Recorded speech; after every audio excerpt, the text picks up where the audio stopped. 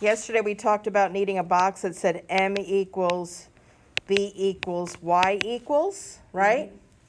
And once we found m and b, we were ready to write the y equal equation. Does everybody understand what I'm saying? M. If it says slope is 1, we got the m. Y-intercept is -2. What is that? The B. The b. Are we ready to write our equation? Y equals 1x minus 2 or y equals x minus 2. Either one is correct. So if they give us a slope in the y-intercept, that's easy. We just write the equation. That was the first three. The second ones, they give you a point and the slope. This is the kind of thing. So now we are given the point and the slope. So we still set up our little box, m equals, b equals, y equals. Make our little box up here. So we're ready to go. We already know the slope, and that's the m. Everybody understand that? Mm-hmm. All right. And we're given a point, and the point we're given is 4, -5. Well, 4, -5, any point that they give you represents an x and a y. Everybody know that? Mm-hmm. So far, so good. So my equation is in the format of y equals mx plus b. I have a y, -5.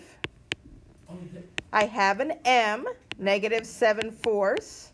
I have an x, 4, and I need to find the b. And this is just algebra for leaving the b alone. Yeah, if we look at 7/4 times 4, that equals -7. No, I got you.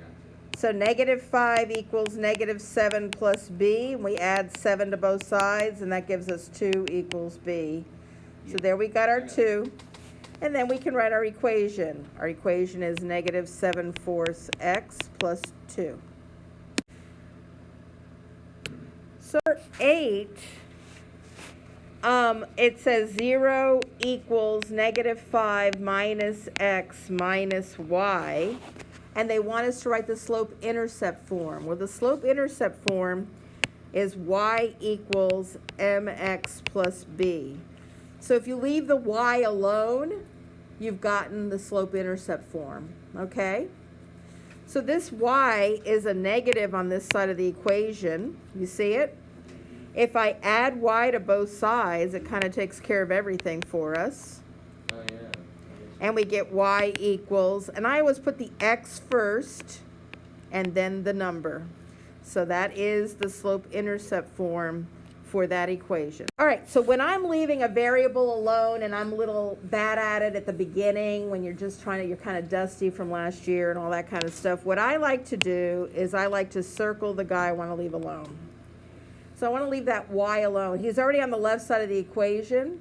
So I'm going to move everybody to the right side of the equation that's not him. And what you typically do is you get rid of the guy furthest away from the y, which is the 5x. Everybody get that? So the 5x has to cross the bridge. When a positive 5x crosses the bridge, and some of you put these little lines like this, whatever you want to do, you end up with -8y equals -5x minus 40. So unless the y is totally naked, meaning it can't have a negative sign, it can't have a number attached to it, you have to keep going and leave the y alone. If it was -y, you need to change the sign. You need to divide by -1. Well, when you're 4 years old and you have a birthday party and you invite 10 kids and they bring the cake out, everybody gets a piece of cake, right? Otherwise, the kid starts crying, his mom gets upset at your mom, and it's just a mess, and things are never the same.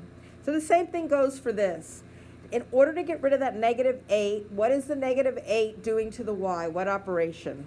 So -8 is being multiplied by the y, and the opposite of multiplication, what undoes a multiplication, is division, which you're right. So you divide everybody by -8. Do not put one -8 under that right side. Give everybody their own -8. Got it?